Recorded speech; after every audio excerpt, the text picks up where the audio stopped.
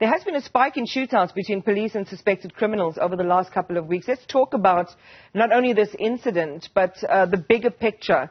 And let's bring in crime and policing expert Calvin Rafadi. Calvin, good morning. You've been watching these developments. You've seen the story, break in the early hours of this morning. And until now, this is some of the information we have to hand. What are your thoughts? Morning, Iman, and morning to your viewers. Yeah, indeed, what a day, and a sad day it is. And, we always say that if police are confronted with criminals who are now trying to find their way out of, a particular situation, and they shoot at the police have got a right to shoot at them. But, at the same time, today I want us to unpack and deal with the operations of the police and, somehow touch on what is in the criminal's mind. And, the police have acted so swiftly, but we can see that they were not so proactive. So they only became reactive after knocking at the wrong door of a house, of which if crime intelligence was proactive, they could have even monitored that house and knocked at the right door and apprehended these criminals to a point that there wouldn't be such, a lethal force of that nature. Calvin, take a break for me on that, because I want to go in a little bit deeper into what you're saying on that score. I mean, we've heard this refrain from the colonel there again to our reporter of having knocked on the wrong door.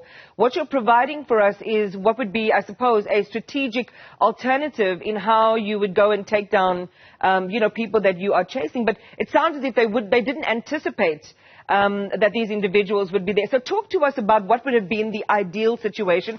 We know it's always, easy to be an expert in hindsight, but what were some of the operational benefits the police could have leaned upon to ensure that they had the upper hand in a way that they controlled what happened and possibly apprehended those suspects? Yeah, Iman, such operations, because we are dealing with criminals who are committing Schedule 6, they are heavily armed, they are very dangerous. Even when you profile them, they are trigger happy.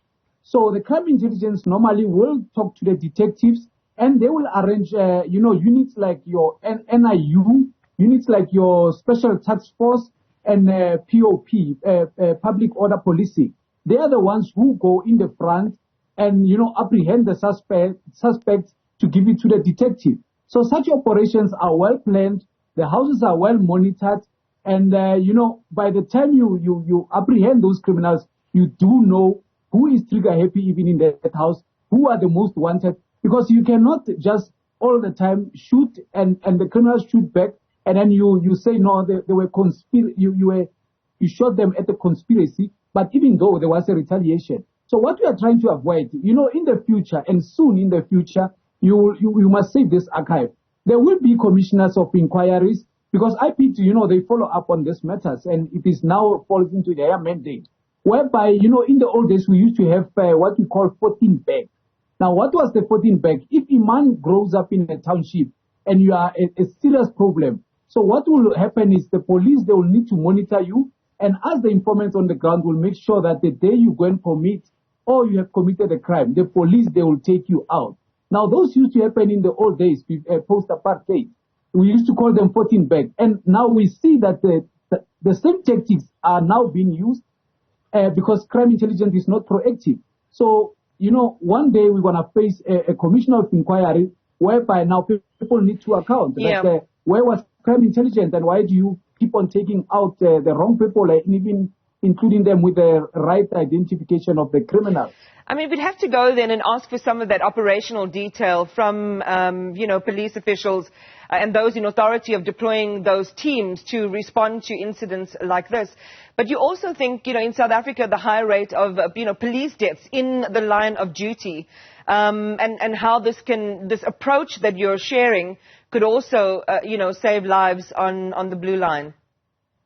Yes, no, indeed. That's why even, we hear sometimes, the Minister of Police will ask, are you for the criminals or are you for the police? We are for the justice. And, we've got successes of bringing down the criminals.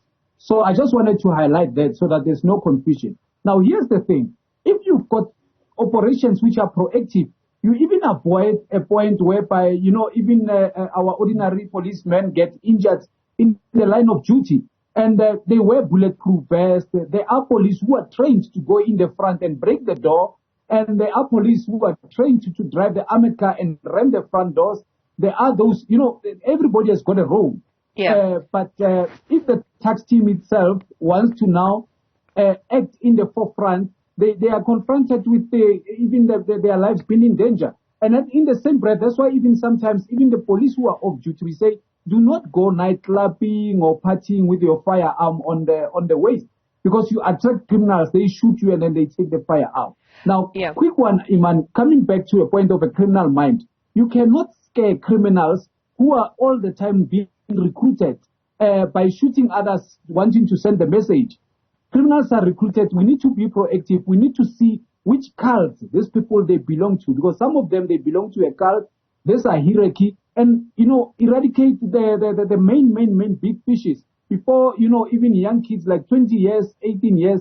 They carry firearms. They are recruited in some sort of a cult. Yeah, and it's sad, as our reporter was saying, and hearing from the police, the profile of these youths that were killed, allegedly involved in acts of crime, were quite young. Calvin, we should talk more about this, and maybe we will later, in terms of the formation of gangs, when those gangs get eradicated, how others are ready to take their place, leaving a community constantly living in fear. But this is a subject for another day. Thank you so much for your time this morning.